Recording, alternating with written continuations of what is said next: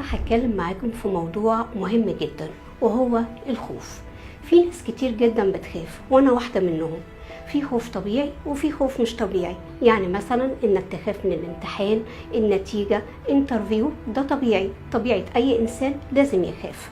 لكن المش طبيعي انك تخاف من المجهول. الخوف من المجهول ده نتيجة أفكار وهمية، أفكار سلبية جوه دماغك أنت وبس، ومن هنا بتحس بالتوتر والقلق. القلق من المستقبل والتوتر بيصاحب القلق، فبالتالي أنت بتخاف من المجهول في حاجة مجهولة مش موجودة أصلا. ارجع كده بالزمن لورا واسأل نفسك كم حاجة أنت مقدرتش تاخد فيها موقف بسبب خوفك من المجهول، وبالتالي فضلت أنك تقف مكانك نتيجة أفكار وهمية أنت ما قدرتش تاخد القرار. فهنا لازم نعرف إيه أسباب الخوف من المجهول. يا ترى إيه هي الأسباب اللي تخلي الإنسان يخاف من المجهول، من حاجة مش موجودة أصلا؟ في أسباب كتير جدا، وأهمها ممكن تكون أسباب وراثية، وكمان ممكن تكون أنت تعرضت لصدمات ومواقف مؤلمة في حياتك. ضغوطات الحياة ده شيء طبيعي، وكمان العنف الأسري، أو ممكن تبقى مشاكل في الطفولة. وفي نقطة مهمة جدا لازم أكلم الآباء عنها. الآباء سواء الأم أو الأب لما بيخافوا على مستقبل أولادهم، إزاي هنقدر نجهزهم، هنجيب لهم الولد هنجيب له الشقة إزاي، البنت هنجهزها إزاي، كل الكركبة دي كلها بتخلي الأب والأم في حالة عصبية، في حالة توتر.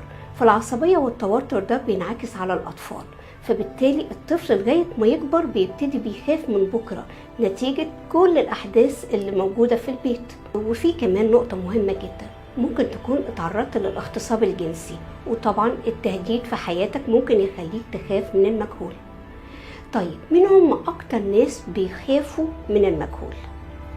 الناس اللي دايما بتحس بالتوتر والقلق، الناس العصبية، الناس اللي بتشرب كحوليات كتير جدا، الناس اللي دايما جوه مخها كده كركبة في أحداث الماضي وخوف من المستقبل، تجيب كل الأحداث اللي حصلت في حياتها من زمان جدا، فالكركبة دي بتخليك بتخاف. وكمان الناس اللي تعرضت للإصابة بفيروس كورونا، دي بتخاف من المجهول. وأصحاب الأمراض المزمنة كمان أكيد مش عارفين مستقبلهم هيكون إزاي.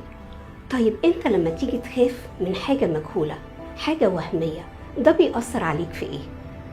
الحقيقة بيأثر عليك جسديا ونفسيا. بيأثر عليك جسديا ان انت بتتعرض لارتفاع ضغط الدم، ضربات قلبك بتبقى سريعة، النفس بتاعك بيبقى غير منتظم، بتعرق كتير، بيجيلك رعشة في جسمك، ده كله بيأثر عليك. اما بقى التأثير النفسي، انت نتيجة القلق والتوتر اللي جواك انت بتخاف، ممكن تخاف من الموت، بتخاف كمان انك تاخد اي قرار في حياتك، بتخاف انك تحدد مستقبلك، بتخاف من كل حاجة حواليك، وبالتالي انت عمرك ما هتقدر تتحرك لقدام، عمرك ما هتنجح، عمرك ما هتقدر تقاوم كل المشاعر اللي بتتعبك جواك. طيب في علاج؟ طبعا في علاج لكل داء دواء. الاشخاص اللي بيخافوا من المجهول، اللي بيخافوا من بكرة، اللي بيخافوا من الافكار السلبية الموجودة جوه حياتهم، دول لازم يتعالجوا عند طبيب نفسي، يتعالجوا عند طبيب نفسي، اخصائي نفسي. مش عيب ان الواحد يروح عند دكتور نفسي، طبيعة عمله ان هو هيسمعك، هيفضل يسمعك وهيقول لك انت ممكن تعمل ايه. الطبيب الناجح مش هو اللي يدي العلاج، الطبيب الناجح ان هو يقدر يسمعك للاخر ويقدر يحطك على الطريق الصحيح.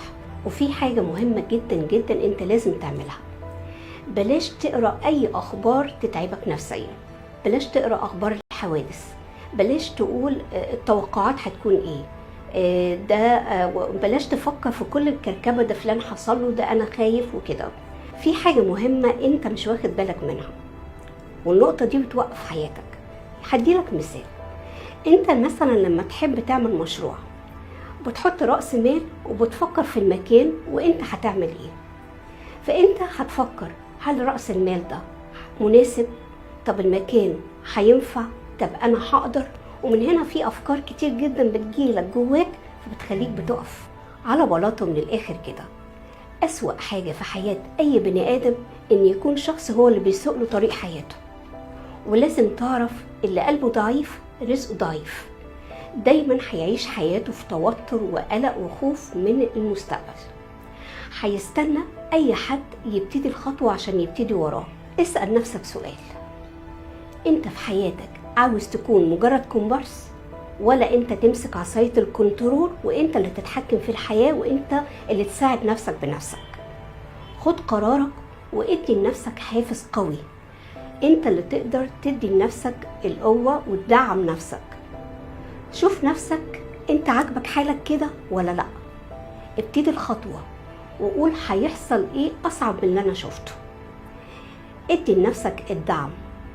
تولع الدنيا باللي فيها، بس انت لازم تاخد وتحدد طريق حياتك ايه. اطرد الخوف من حياتك، بلاش تفكر في بكرة نهائي. دع الامر لمن بيده الامر، وخليك واثق في ربنا سبحانه وتعالى. ربنا هو اللي يقدر يحدد لك مستقبلك ايه. ربنا سبحانه وتعالى بيقول لك: لا تهتموا بما للغد، لأن الغد يهتم بنفسه، يكفي اليوم شره. خلي الكلام ده قدامك، اعمل اللي عليك وسيب كل حاجة على ربنا سبحانه وتعالى. للأسف ميعاد حلقتنا انتهى. إن شاء الله أشوفكم في حلقة جديدة من حلقات برنامج على بلاطة.